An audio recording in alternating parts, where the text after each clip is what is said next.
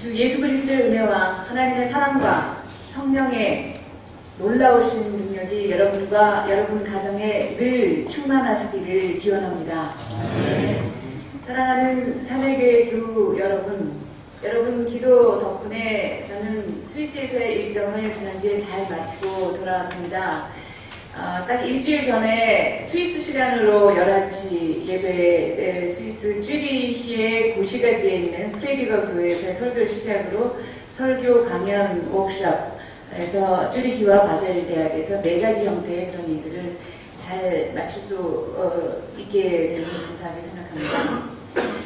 전 세계 교회가 종교개혁 주일로 지키게 되는 오늘 우리 마가가 우리에게 전해주는 복음서의 본문은 한 거지에 대한 이야기입니다. 예수께서 예루살렘에 입성하시기 전에 여리고를 떠나실 때의 이야기입니다. 예수께서 길가에 앉아있는 디메도의 아들 바디메오라는 눈먼 거지를 만날 때 일어난 일이었습니다. 그런데 이 거지가 예사 거지가 아닌 듯합니다.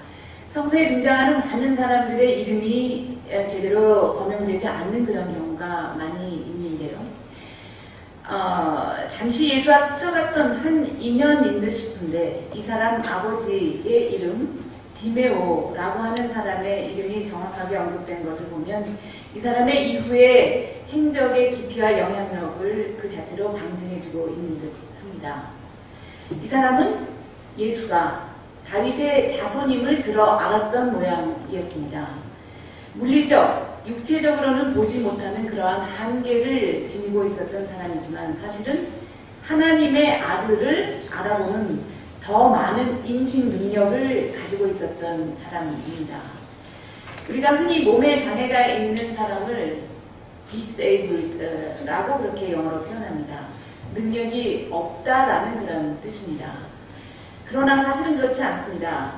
우리가 차마 보아내지 못하고 또 깨닫지 못하는 다른 능력, differently abled라는 그런 능력을, 다른 능력을 갖고 있는 그런 사람들입니다. 이야기의 배경은 성서에서 여러 번 등장하는 여리고였습니다. 예루살렘 북동쪽의 요단강과 사해가 합류하는 그러한 지역에 있는 여리고는 이미 기원전 8,000년 경전부터 형성된 세계 최초의 도시였다고 합니다. 이집트의 압제로부터 벗어나기 위한 출애굽 과정에서 모세가 죽은 뒤에 여호수아가 그 지도력을 물려받고 난 뒤에 처음으로 여호수아의 지도력 아래 정복했던 가나안 도시가 바로 여리고였습니다. 종려나무가 많아 종려의 성읍이라 일컬어지기도 했던 이곳은 열대성 기후 지역에 있는 일종의 오아시스와 같은 그러한 도시였는데 세계에서 가장 낮은 지역에 위치했던 여리고는 지중해 수면보다 훨씬 낮았기 때문에 또 예루살렘은 해발 약 800m 정도 되는 그런 지형적인 격차가 있었던 곳이었습니다. 그래서 예루살렘에서 여리고로 내려가려고 하는 그 지형이 좁고 험해서 강도들의 출몰이 많았기 때문에 우리가 잘 아는 착한 사마리아 사람의 이야기도 바로 이 지역을 배경으로 해서 나타났던 이야기였고 또한 이곳은 세리장 삭개오를 예수가 만났던 그 지역이기도 했습니다. 이러한 역사적인 장소에서 오늘 바디메오와 예수와의 만남을 통해서 드러난 복음서의 내용을 다음과 같이 3가지 측면에서 여러분과 함께 생각해 보고자 합니다. 첫 번째는 자기 자신을 비운 간구였습니다. 바디메오는 나사렛 사람 예수가 지나간다는 말을 듣고 다윗의 자손 예수님, 나를 불쌍히 여겨주십시오 하고 외치며 말하기 시작했습니다. 주변에 있던 많은 사람이 조용히 하라고 그를 꾸짖습니다. 몸도 불편해서 자유롭지 못할 뿐 아니라 이렇게 저지당하고 위축될 만한도 한데 그럼에도 불구하고 그는 더욱 큰 소리로 다윗의 자손이여 나를 불쌍히 여겨주십시오 하고 또다시 외쳤습니다. 자기 자신의 힘만 믿고 교만에 빠진 그런 모습이 결코 아니라 완전한 거지로 하나님의 자비를 간구하는 마음입니다. 종교개혁주의로 지키고 있는 이 아침 예배에 독일의 종교개혁자 마틴 루터를 우리가 언급하지 않을 수 없겠습니다. 루터는 자기 자신이 관철시키고자 하는 교회 개혁을 이루기 위해서 공건 영주의 도움을 받아야 했기 때문에 경제적인 착취와 압박에 시달리고 있었던 농민들을 폭도로 내몰았고 그들과 연계하지 못한 한계를 지니고 있는 종교개혁자입니다. 그럼에도 불구하고 그가 남긴 개혁을 향한 모든 업적들, 저술들, 어록들은 오늘날에도 많은 시사점을 우리에게 남겨주고 있습니다. 그는 노쇠하여 인종을 앞둔 침상에서 이런 말을 남겼습니다. 우리 모두는 거지이다. 그리고 그것은 참이다. Wir sind Bettler, das ist wahr 라고 하는 바로 우리 자신의 의가 아니라 오직 하나님의 의를 구해야 함을 강조했던 그 종교개혁가가 마틴 루터였습니다. 의로운 분은 오직 하나님이시기 때문에 우리 모두는 거지와 같은 자세로 하나님의 의 앞에 서야 한다는 뜻입니다. 2000여 년 전에 바디메오가 그랬던 것처럼 그리고 500여 년 전에는 루터가 그랬던 것처럼 오늘 우리도 우리의 공로나 선한 업적을 자랑하지 말고 오직 하나님 앞에서 우리 자신을 비워내고 거지와 같이 하나님의 은혜와 자비를 구해야 될 필요가 있겠습니다. 두 번째로는 시각의 전환을 위한 용기입니다. 여리고를 떠나 예루살렘으로 들어가고자 하셨던 예수께서 걸음을 멈추시고 바디메오를 불러오라고 말씀하셨습니다. 그래서 그들은 그제서야 바디메오를 배제하지 않고 그 눈먼 사람을 부르며 말하기를 예수께서 부르신다 라고 용기를 내어 일어나라고 일러줍니다. 이제는 격려했습니다. 이와 같은 격려에 힘입어서 바디메오는 자기의 겉옷을 던져버리고 벌떡 일어나서 예수께로 달려왔습니다. 겉옷을 던졌다 라고 하는 것은 자기 자신이 갖고 있었던 모든 것을 비워내고 예수께로 달려왔다는 것입니다.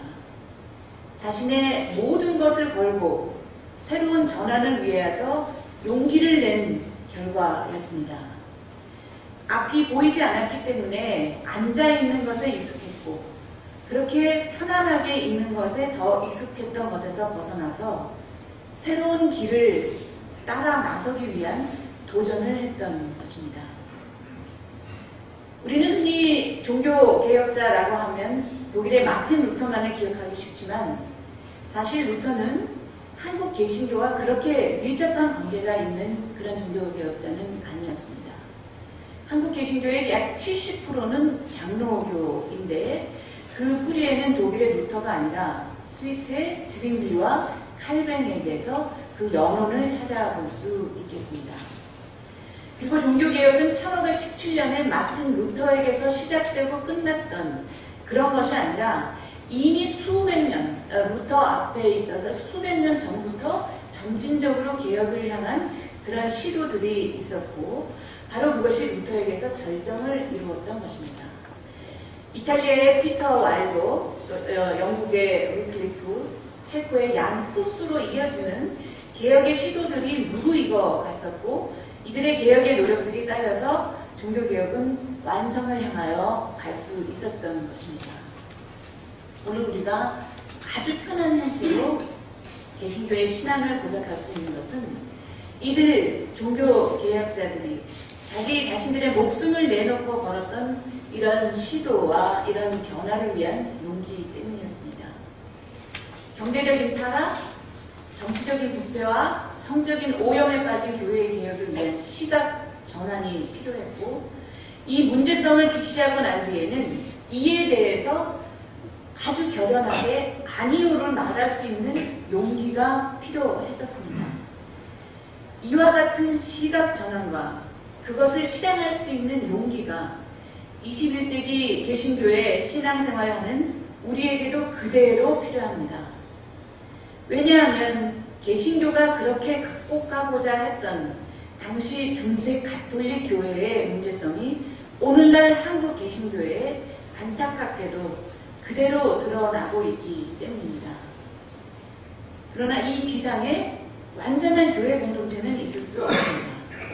우리는 오직 한 분 의로우신 예수 그리스도의 보혈로 얻게 된 주님의 몸된 지체로서 끊임없이 잘못된 것을 회개하며 방향 전환하고 듣는 것뿐만이 아니라 보는 그런 시각을 전환해서 앞으로 전진해야 할 것입니다. 세 번째로는 변화와 혁신을 향한 역동성입니다. 기독교에 많은 그런 특징들이 있겠지만 기독교를 특징짓는 가장 중요한 특징 중에 하나는 역동성, 끊임없는 운동의 차원의 그런 모습이라고 볼 수 있습니다. 예수께서 바디메오에게 물으셨습니다. 내가 너에게 무엇을 하여 주기를 바라느냐? 그 눈먼 사람의 답변은 선생님, 내가 다시 볼 수 있게 하여 주십시오 였습니다. 이어서 예수께서 그에게 말씀하셨습니다. 가거라, 내 믿음이 너를 구원하였다. 그러자 그 눈먼 사람은 곧 다시 보게 되었고 그는 예수가 가시는 길을 따라 나섰다는 것입니다. 눈먼 사람이 고침을 받고 편안하게 집으로 돌아갔다라는 것이 아니라 예수가 가시는 길을 따라 나섰다는 것입니다.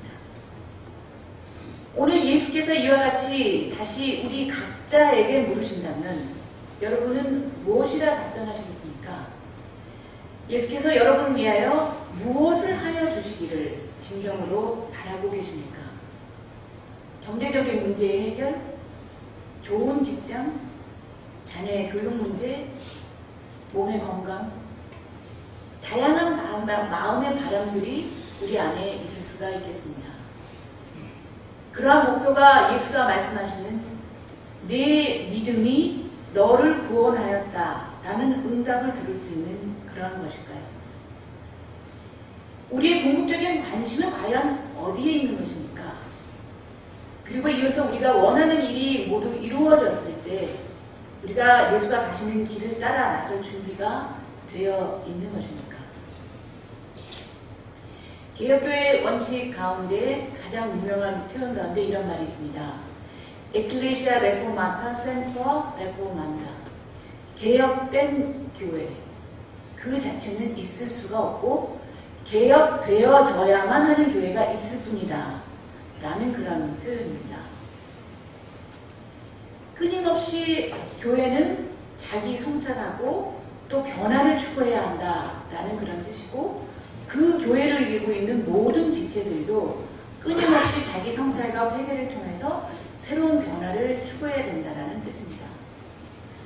우리는 예수에게 바라는 것이 무엇인가를 점검하는 것과 아울러 예수의 길을 따라서 편하고 익숙했던 것을 뒤로하고 변화를 향한 역동성, 제자직을 감당하기 위해 길을 나설 준비가 되어 있는지도 물어야 할 것입니다.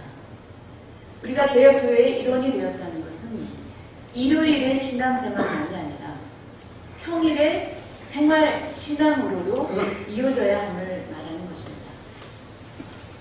한 달 동안 우리가 구약성서에서는 고난의 문제를 다루는 욥기를 읽었습니다. 그 사이 여러분들 욥기 모두 10월 동안에 다 읽어보셨는지 모르겠습니다.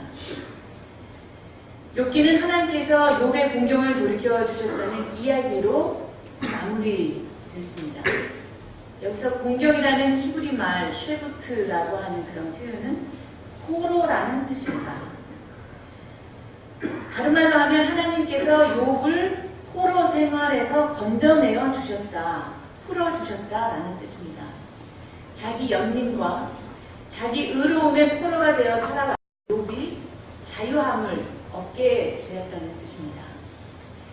욥처럼 수많은 고난을 이겨냈던 인물조차도 자기 의로움을 말할 수 없었고 고난의 신비로 한 단계 더 성숙한 모습으로 하나님 앞에서 회개함을 통해서 진정한 자유함을 얻게 됩니다. 그것이 욥의 물질의 회복 그 이상으로 중요한 사실입니다.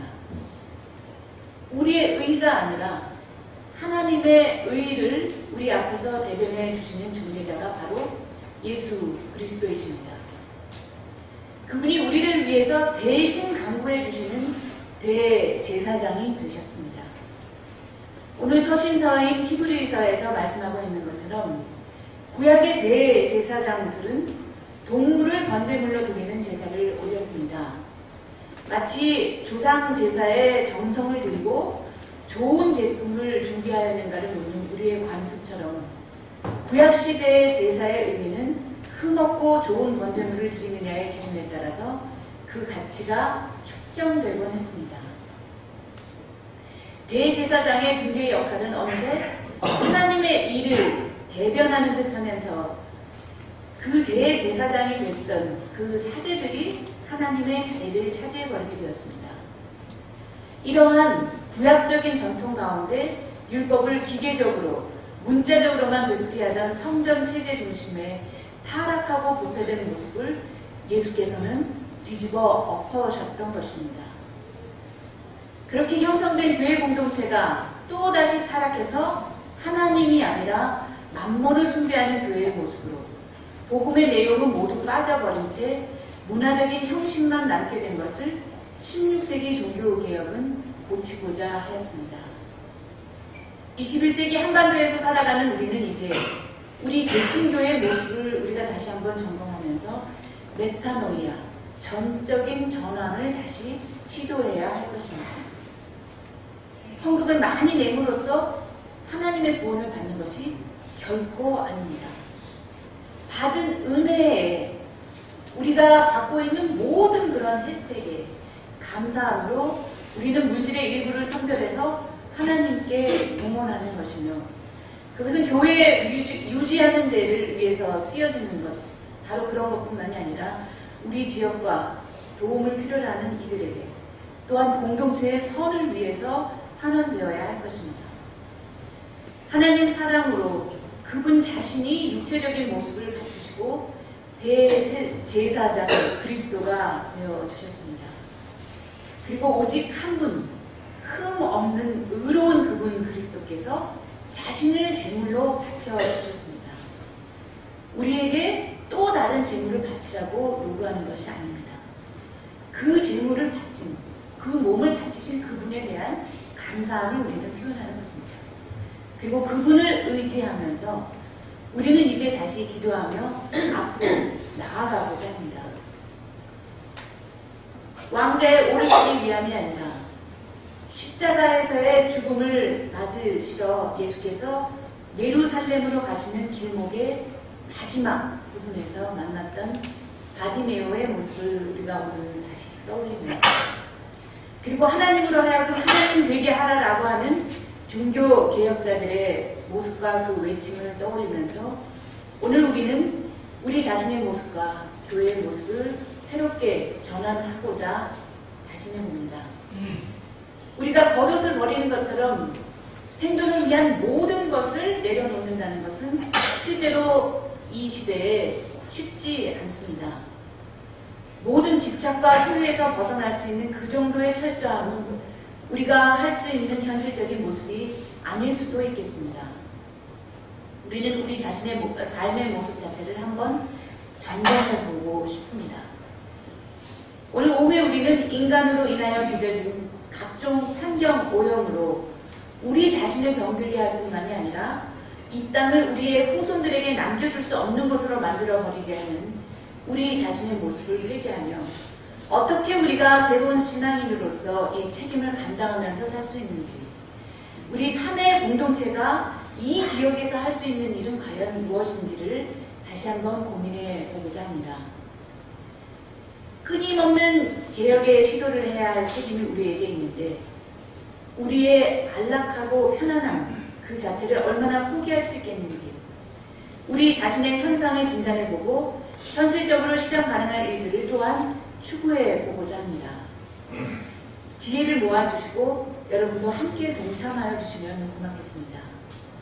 그리고 한 걸음 한 걸음 이 방향으로 우리가 걸어갈 수 있도록 참여할 수 있는, 그리고 우리가 할 수 있는 구체적인 일이 무엇일까 라고 하는 것을 함께 고민하는 시간 되시길 바라겠습니다. 하나님 사랑, 노동 사랑, 농촌 사랑이라고 하는 사회의 정신은 단순히 구호로 남을 것만이 아니라 이 시대의 노동의 의미와 생명 살림의 의미를 다시 한번 우리가 구체화해야 할 것입니다. 우리가 하나님이 허락하신 복음의 힘과 녹색의 힘을 통해서 힘을 받고 이 산의 동산을 내려가서 세상으로 다시 들어갈 때 우리의 삶터와 일터가 곧 하나님께 영광을 돌리는 무대가 되고 우리의 삶의 모습들이 하나님과 이웃사랑의 구체적인 실천으로 이어지기를 바라는 마음 간절합니다. 그리고 사회교회의 모든 지체들이 서 있는 바로 그런 자리가 하나님의 축복의 통로가 되기를 바라는 마음 간절합니다. 모두 함께 묵상 기도 드리시겠습니다.